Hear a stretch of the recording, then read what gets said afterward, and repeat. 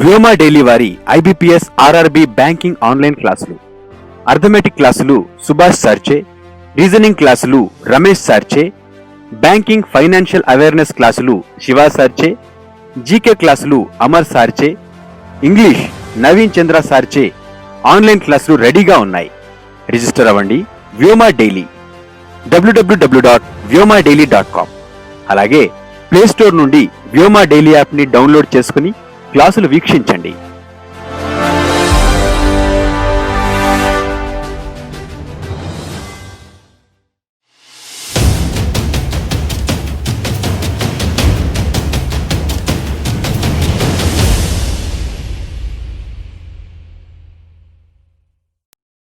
Hi everyone, welcome to Vyoma academy. 12th July current affairs. భారతదేశ మొదటి రాష్ట్ర స్థాయి ఈ లోక్ అదాలత్ కేంద్ర ప్రభుత్వం చేపట్టిన 2018 పులుల గణన గిన్నీస్ రికార్డు. ధారావీపై ప్రపంచ ఆరోగ్య సంస్థ ప్రశంసలు. సింగపూర్ ఎన్నికల్లో ప్రధాని లీ ఘన విజయం. ఆర్ట్ అండ్ క్రాఫ్ట్ను ప్రోత్సహించడానికి కర్ణాటక ప్రభుత్వంతో ఫ్లిప్కార్ట్ ఒప్పందం. ప్రముఖ రచయిత్రి కందుకూరి వెంకట మహాలక్ష్మి కన్నుమూత. ఆంధ్రప్రదేశ్లో నేటి నుంచి ఈ పంట కార్యక్రమం. 2020లో విడుదల కానున్న దలైలామా జీవిత చరిత్రపై పుస్తకం. భారత బెటాలియన్ యూనిఫిల్ ఎన్విరాన్మెంట్ అవార్డు. విద్యార్థులు అన్ని రకాల అద్భుతమైన సమాచారాన్ని, సబ్జెక్టు వీడియోలను, విశ్లేషణలను, జాబ్ నోటిఫికేషన్స్, మోటివేషనల్ వీడియోస్ను పొందడానికి వెంటనే వ్యోమా అకాడమీ ఛానల్ను సబ్స్క్రైబ్ చేసుకోండి. మా ఛానల్ అప్డేట్స్ని పొందడానికి పక్కనే ఉన్న బెల్ ఐకాన్ని క్లిక్ చేయండి. భారతదేశం మొదటి రాష్ట్ర స్థాయి ఈ లోక్ అదాలత్ అనేటువంటిది ఛత్తీస్గఢ్ రాష్ట్రంలో ప్రారంభోత్సవం అనేటువంటిది జరిగింది. ఛత్తీస్గఢ్ హైకోర్టు ప్రధాన న్యాయమూర్తి పిఆర్ రామచంద్ర మీనన్ ఈ యొక్క కార్యక్రమాన్ని ప్రారంభించారు. అయితే మనకు చూసినట్లయితే 2020లో మొదటి జాతీయ లోక్ అదాలత్ అనేటువంటిది ఫిబ్రవరి 8న విజయవంతంగా నిర్వహించడం జరిగింది. అయితే 2, 3 అనేటువంటివి ఏవైతే ఏప్రిల్ 11న 2వ లోక్ అదాలత్, జాతీయ లోక్ అదాలత్, 3వది వచ్చేసి జూలై 11న జరగాల్సి ఉండిండే. కాకపోతే ఈ రెండింటిని కూడా కోవిడ్-19 కారణం చేత ఈ 2 జాతీయ లోక్ అదాలత్లను క్యాన్సల్ చేయడం అనేటువంటిది జరిగింది.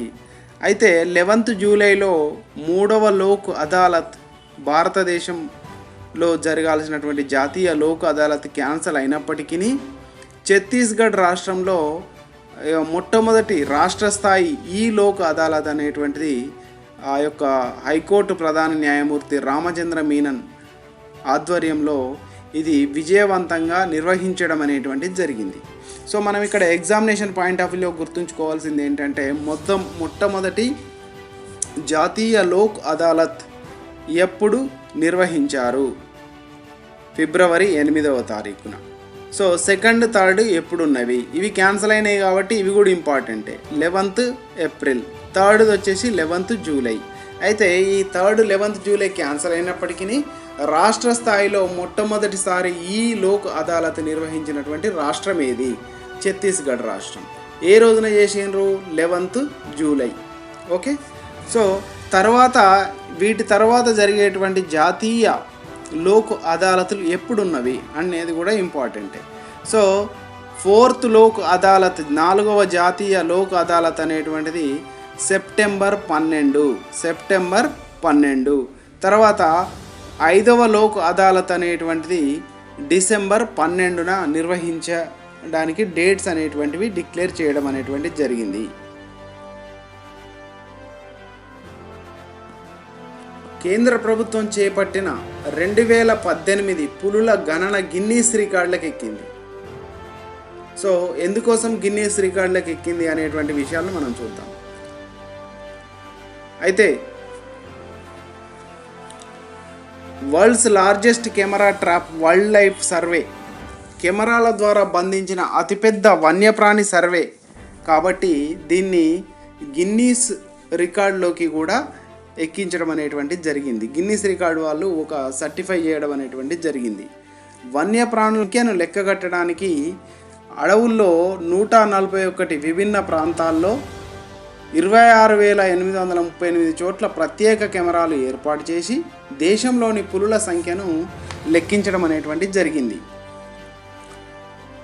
సో మనకి ఇక్కడ నంబర్స్ ఎక్కువగా ఇంపార్టెంట్ కాదు ఎగ్జామినేషన్ పాయింట్ ఆఫ్ వ్యూలో. ఇక్కడ మనకు కావాల్సింది ఏంటంటే పులుల గణన 2018 సంవత్సరానికి, ఇది లేటెస్ట్ రిపోర్టు 2018-19కి సంబంధించి 2018 పులుల గణన అనేటువంటిది గిన్నీస్ రికార్డ్ ఎక్కడం అనేటువంటిది ఒకటి ఇంపార్టెంట్. 2018లో ఎన్ని పులులను గుర్తించారు అనేటువంటిది కూడా మనకు ఇంపార్టెంట్. అయితే దానికంటే ముందుగా మనం ఇవి చూసినట్లయితే మొత్తం ఈ కెమెరాల ద్వారా బంధించినటువంటి ఫోటోలు 3,48,58,623 ఫోటోలు అనేటువంటివి తీస్తే దాంట్లో 76,651 ఫోటోలు పులులవి, తర్వాత చిరుత పులులవి కూడా కొన్ని వచ్చినాయి. 51,777 ఫోటోలు అనేటువంటివి చిరుత పులులవి కూడా వచ్చినాయి. ఇంకా మిగతా జంతువులు. అయితే వీటిని ఎలా గుర్తించారు అంటే ఆ ఫోటోలు తీసినప్పుడు ఆ చారల ద్వారా వాటిపైన ఉన్నటువంటి చారలను లెక్కించి ఈ యొక్క పులులను లెక్కించడం అనేటువంటిది జరిగింది. సో మనకు వెరీ వెరీ ఇంపార్టెంట్ గుర్తుంచుకోవాల్సింది ఏంటంటే 2018 గణన ప్రకారం భారతదేశంలో ఉన్నటువంటి పులుల సంఖ్య ఎంత? ఓకే, 2018 గణన ప్రకారం భారతదేశంలో ఉన్న పులుల సంఖ్య ఎంత అంటే 2,967 పులులు ఉన్నట్లు గుర్తించడం జరిగింది. ఇది లేటెస్ట్ అప్డేట్. 2018 గణన ప్రకారం భారతదేశంలో ఉన్నటువంటి పులుల సంఖ్య 2,967. సో ఇటీవలి కాలంలో మనకు హైదరాబాద్లో 2 పులులు చనిపోవడము, తర్వాత మధ్యప్రదేశ్లో కూడా ఒక పులి చనిపోయినట్టు మనకు నిన్న మొన్న న్యూస్లో కూడా వచ్చినాయి. కాబట్టి ఈ గణన అనేటువంటిది చాలా చాలా ఇంపార్టెంట్ ఎగ్జామినేషన్ పాయింట్ ఆఫ్ వ్యూలో. అయితే ఈ యొక్క పులుల సంఖ్యతోటి ప్రపంచంలోనే 75% పులులు భారతదేశంలో ఉన్నట్లు మనకు అనిపిస్తుంది. 2022 నాటికి దేశంలో వీటి సంఖ్యను రెట్టింపు చేయాలని 2019 నాటి సెయింట్ పీటర్స్బర్గ్ సదస్సులో లక్ష్యంగా పెట్టుకోవడం అనేటువంటి జరిగింది. ఇక్కడ 2010లో ఉన్నటువంటి పులుల సంఖ్య అంటే 2010లో ఎన్ని పులులు ఉన్నాయి? 1,706 పులులు మాత్రమే ఉన్నవి. 2010 గణన ప్రకారం భారతదేశంలో ఉన్న పులుల సంఖ్య 1,706. అప్పుడు గవర్నమెంట్ డిసిజన్ తీసుకుందన్నమాట. ఏంటిది? 2022 నాటికి ఈ యొక్క పులుల సంఖ్యను రెట్టింపు చేయాలి, డబుల్ కావాలని అనుకున్నారు. కానీ అది మనకు ముందుగానే 2018-19 గణన ప్రకారమే మనకు 2,967 పులులుగా లెక్కించడం అనేటువంటిది జరిగింది. సో మన ఏపీ తెలంగాణ విషయంకు చూసినట్లయితే ఎన్ని పులులు ఉన్నాయో చూస్తే ఈ గణన 2018-19 గణన ప్రకారం ఆంధ్రప్రదేశ్లో 48, తెలంగాణలో 26 పులులు ఉన్నాయి. మరి మన భారతదేశంలో అత్యధికంగా పులులు ఉన్నటువంటి రాష్ట్రం ఏదయ్యా అంటే అత్యధికంగా పులులు కలిగినటువంటి రాష్ట్రం మధ్యప్రదేశ్. ఎన్ని పులులు ఉన్నాయి? 526 పులులను లెక్కించడం జరిగింది. 526 పులులు. నెక్స్ట్ పొజిషన్ వచ్చేది కర్ణాటకలో 524. సో చాలా దగ్గర, ఓన్లీ 2 పులులు మాత్రమే తేడా ఉన్నది చూడండి. మధ్యప్రదేశ్లో 526, కర్ణాటకలో 524 పులులు ఉన్నట్లు గుర్తించారు. ఉత్తరాఖండ్లో 442. సో దీనికి సంబంధించి మనకు ఎగ్జామినేషన్ పాయింట్ ఆఫ్ వ్యూలో మనం గుర్తుంచుకోవాల్సిన ఇంకొక పాయింట్ ఏంటంటే పర్యావరణ అటవీ శాఖ మంత్రి ఎవరు అంటే ప్రకాష్ జావడేకర్.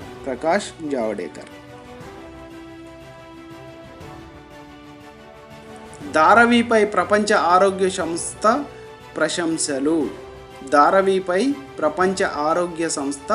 ప్రశంసలు.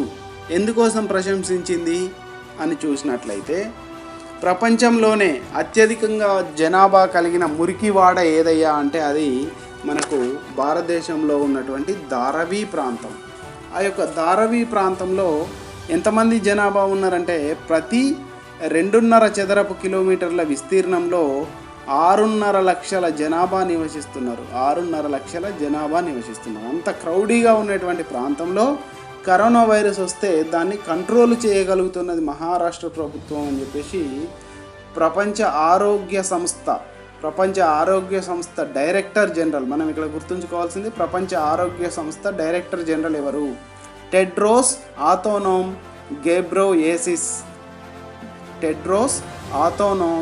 గెబ్రోయేసస్. ఆయన ప్రపంచ ఆరోగ్య సంస్థ డైరెక్టర్. ఆయన ప్రశంసించడం అనేటువంటిది జరిగింది. అయితే ముంబైలో 88,000కు పైగా కేసులు నమోదైతే 5,000 మందికి పైగా మరణాలు సంభవించాయి. ధారావిలో కేవలం ప్రస్తుతం 291 మాత్రమే యాక్టివ్ కేసులు ఉన్నాయి. ఏం చేశారు వాళ్ళంటే ప్రతి ఇంటికి వెళ్ళి టెస్టులు చేయడం జరిగింది. టెస్టులు చేస్తూ ఎవరికి పాజిటివ్ వచ్చినా కూడా వాళ్ళకి ట్రీట్మెంట్ అనేది ఇవ్వడం జరిగింది. కాబట్టి ఇది ప్రపంచ స్థాయిలో ప్రపంచ ఆరోగ్య సంస్థ గుర్తించడం అనేటువంటి జరిగింది. కాబట్టి ఎగ్జామినేషన్ పాయింట్ ఆఫ్ వ్యూలో ఇంపార్టెంట్. సింగపూర్ ఎన్నికల్లో ప్రధాని లీ ఘన విజయం సాధించారు.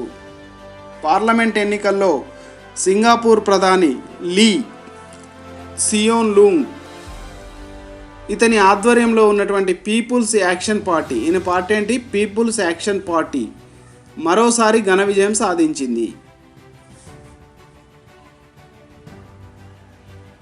ఆర్ట్ అండ్ క్రాఫ్ట్ను ప్రోత్సహించడానికి కర్ణాటక ప్రభుత్వంతో ఫ్లిప్కార్ట్ ఒప్పందం కుదుర్చుకుంది.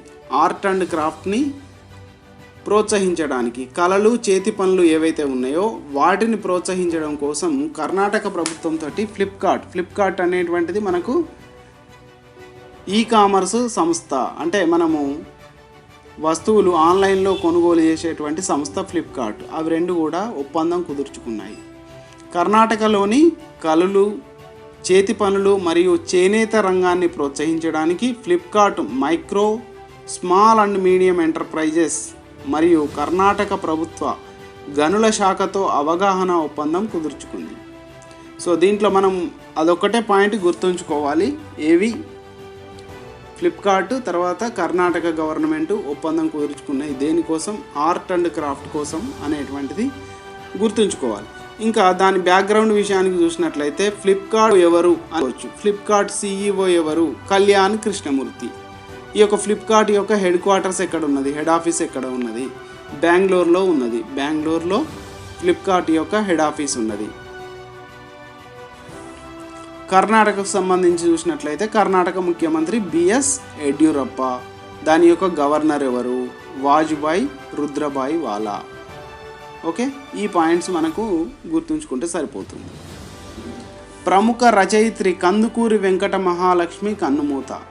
ఆంధ్రప్రదేశ్ రాష్ట్రానికి చెందిన ప్రముఖ తెలుగు రచయిత్రి కందుకూరి వెంకట మహాలక్ష్మి మరణించడం జరిగింది. ఆంధ్రప్రదేశ్లో నేటి నుంచి ఈ పంట కార్యక్రమం, ఆంధ్రప్రదేశ్ రాష్ట్రంలో ఈ పంట నమోదు కార్యక్రమాన్ని ఈ రోజు నుంచి జూలై 12 నుంచి ప్రారంభిస్తున్నారు. గ్రామ రెవెన్యూ ఆఫీసర్, సచివాలయ వ్యవసాయ సహాయకుడు కలిసి సంయుక్తంగా ఈ యొక్క సర్వే అనేటువంటిది నిర్వహించడం జరుగుతుంది. ఈ సర్వేలో ఉన్నటువంటి పర్సన్స్ ఎవరికైతే అగ్రికల్చర్ చేస్తున్నారో వాళ్ళ పట్టాదారు, వాళ్ళ సాగుదారుల యొక్క రికార్డ్స్ను ఆధారంగా చేసుకొని వీళ్ళు ఏం చేస్తారు, వాళ్ళు ఏం పంటలు చేస్తున్నారు, ఏం పంటలు పండిస్తున్నారు అనేటువంటివి కంప్లీట్ డీటెయిల్స్ సర్వే చేసి వాళ్ళకు మొబైల్ ఫోన్ల ద్వారా మెసేజ్లు అనేటువంటివి పంపించడం అనేటువంటిది జరుగుతుంది. తర్వాత 0 వడ్డీ రుణాలు, ఉచిత పంటల బీమలు, రైతు భరోసా, కనీస మద్దతు ధర కల్పన, ఇలాంటి వాటికి వాళ్ళకి ఇన్ఫర్మేషన్ కూడా ఇవ్వడం జరుగుతుంది. అందుకోసమనే ఈ పంట కార్యక్రమాన్ని జగన్మోహన్ రెడ్డి గారు ప్రారంభించడం అనేటువంటిది జరిగింది. 2020లో విడుదల కానున్న దలైలామా జీవిత చరిత్ర పైన ఒక పుస్తకం. ఏంటి ఆ పుస్తకం? His holiness the 14th Dalai Lama and illustrated biography. ఆయన యొక్క బయోగ్రఫీ యొక్క పుస్తకాన్ని విడుదల చేయడానికి సిద్ధమైపోయింది. ఈ పుస్తకం ఎవరు ప్రచురిస్తున్నారు, పబ్లిషర్ ఎవరు అంటే రోలీ బుక్స్ అనేటువంటి పబ్లిషరు ఈ యొక్క బుక్ను ప్రచురిస్తున్నారు. మరి ఈ బుక్ను ఎవరు రాశారయ్యా అంటే దలైలామా యొక్క దగ్గరి సహాయకుల్లో ఒకరుగా ఉన్నటువంటి 40 ఏళ్లకు పైగా ఆయనకు సలహాదారుగా ఉన్నటువంటి టెంజిన్ గీచే టెతాంగ్ ఈ యొక్క పుస్తకాన్ని రచించారు. జీవిత చరిత్ర 14వ దలైలామా టెంజిన్ గయాట్సో యొక్క చిరస్మరణీయ చిత్రం అని కూడా మనం చెప్పుకోవచ్చు. ఈయనకు దలైలామాకు నోబెల్ ప్రైజ్ కూడా వచ్చింది. ఈయన ఇప్పుడు వార్తల్లోకి వచ్చారు కాబట్టి దలైలామా గురించి చూసినట్లయితే దలైలామాకు నోబెల్ బహుమతి కూడా లభించింది. అది ఏ సంవత్సరంలో లభించింది అనేటువంటిది కూడా ఇంపార్టెంట్. ఎందుకు లభించింది అనేటువంటిది కూడా ఇంపార్టెంట్. మనకు దలైలామాకు 1989వ సంవత్సరంలో నోబెల్ శాంతి బహుమతి లభించింది. 1989లో నోబెల్ శాంతి బహుమతి లభించింది. సో ఎందుకు ఇచ్చారు అంటే శాంతి మరియు అహింస, స్వేచ్ఛ యొక్క అతని యొక్క బోధనలు ఉన్నాయి కాబట్టి నోబెల్ పీస్ ప్రైజ్ అనేటువంటిది 1989లో దలైలామాకి ఇవ్వడం జరిగింది. భారత బెటాలియన్ యూనిఫిల్ ఎన్విరాన్మెంట్ అవార్డును గెలుచుకుంది. యూనిఫిల్ ఎన్విరాన్మెంట్ అవార్డును ఇటీవల ఏ దేశం గెలుచుకుంది? భారత బెటాలియన్. ఓకే, ఇండియన్ బెటాలియన్ ఐక్యరాజ్య సమితి తాత్కాలిక దళంతో లెబనాన్తో కలిసి ఇటీవల పనిచేస్తుంది యూనిఫిల్. ఓకే, సో ఈ భారతీయ బెటాలియన్ తర్వాత లెబనాన్తో కలిసి పనిచేస్తున్నటువంటి ఈ యొక్క బెటాలియన్కి యూనిఫిల్ ఎన్విరాన్మెంట్ అవార్డు అనేటువంటిది లభించింది. ఎందుకోసం ఇచ్చారు? ఎన్విరాన్మెంట్ అంటే పర్యావరణానికి సంబంధించినటువంటి అవార్డు. ఏం చేశారు వీళ్ళయ్యా అంటే వ్యర్థాల ఉత్పత్తిని తగ్గించడం, ప్లాస్టిక్ని తిరిగి ఉపయోగించడం, గ్రీన్ హౌస్ మరియు కాంపోస్ట్ గుంటలను నిర్మించడం. సో ఇలాంటి పనులు చేశారు కాబట్టి వీళ్ళకు యూనిఫిల్ వారు ఎన్విరాన్మెంట్ అవార్డును ఇవ్వడం అనేటువంటిది జరిగింది. సో ఇంతకీ ఈ యూనిఫిల్ అవార్డు ఎప్పుడు ప్రారంభించారు అనేటువంటిది కూడా మనకి ఎగ్జామినేషన్ పాయింట్ ఆఫ్ వ్యూలో ఇంపార్టెంట్. యూనిఫిల్ ఎన్విరాన్మెంట్ అవార్డు అనేటువంటిది మొట్టమొదటిసారిగా డిసెంబర్ 4, 2019 నుంచి ఇవ్వడం అనేటువంటిది జరుగుతుంది. డిసెంబర్ 4, 2019.